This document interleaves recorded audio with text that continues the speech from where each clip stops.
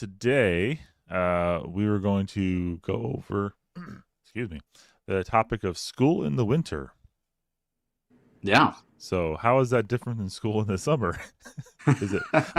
It's Well, colder. my joints are more achy.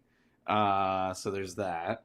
No, yeah, I mean it's absolutely a challenge, especially we don't have uh, the benefit of a playground in the backyard like a public school where it's just, one giant acres wide tract of land filled with playground equipment and all the other kids, and you can get out there all the time during the regular school year, and then in the winter they have a big gymnasium that they can go in and still get all the energy out, do all their other big activities and stuff.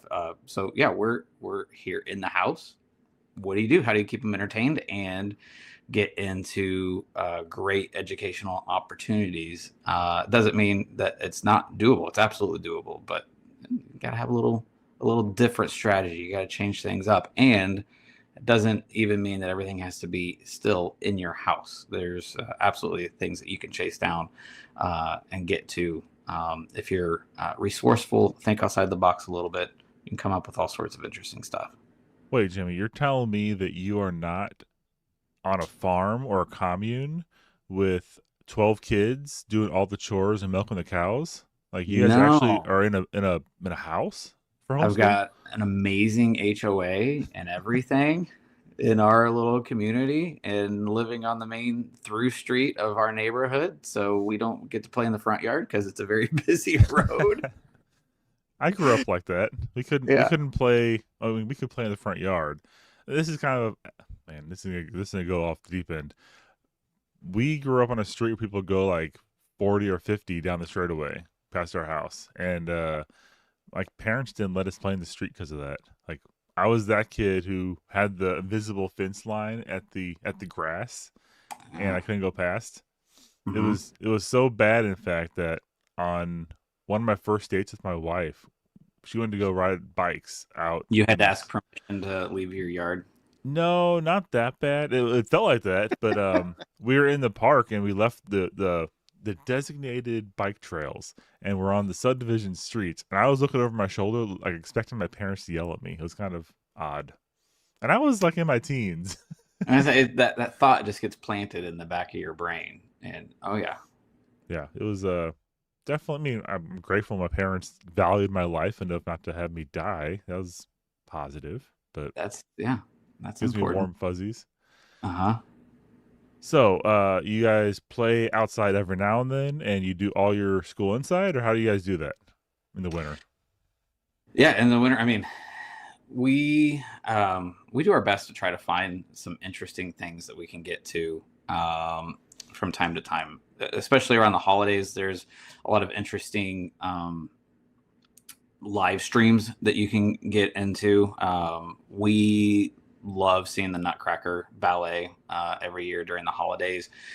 We when we lived in Colorado, we used to go to the Denver Ballet every year to go see the Nutcracker. They still have somehow my wife's on a certain email list that as a homeschool family, we can log in and catch the live stream for free. We don't have to pay extra. And it's got a little extra sentimental fun to it since it's the same production that we enjoyed when we lived out there. So getting to see that.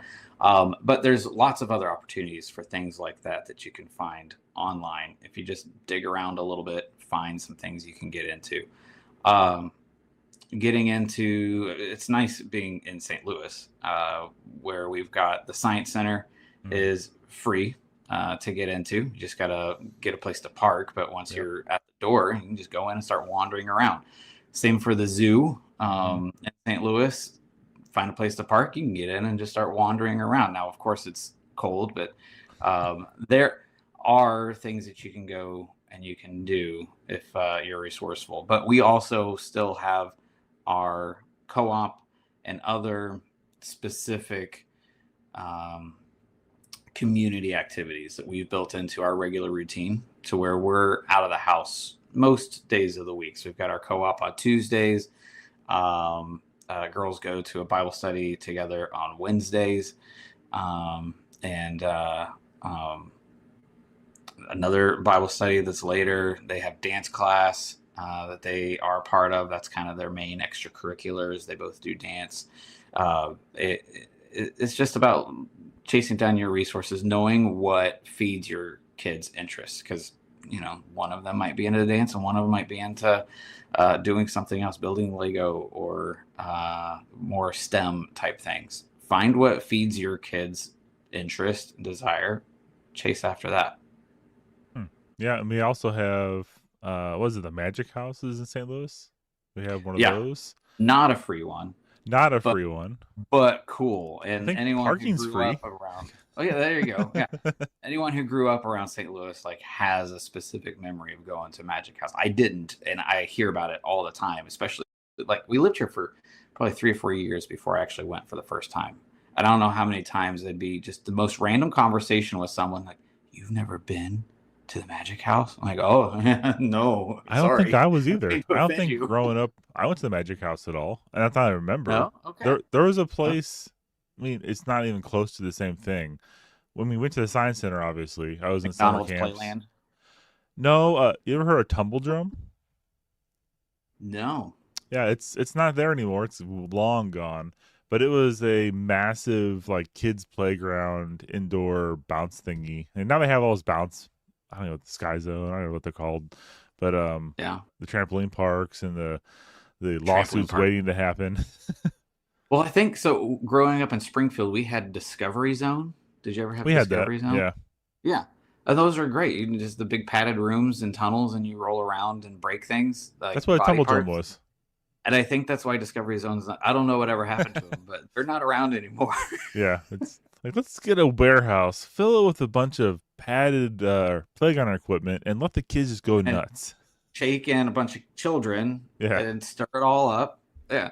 we never Yeah. signed anything when we took our kids when we went there as kids. At least, I mean, I was I maybe mean, I was as a naive kid, enough, but as a kid, I didn't sign anything. I yeah, don't know well, if my that's true. parents did. Maybe, maybe They my parents signed all sorts of stuff and we just didn't know. Well, it's the same thing. They throw us in the back of the church van with no seatbelts and the old guy that maybe shouldn't be driving, but then they take us to Discovery Zone for like the children's ministry outing.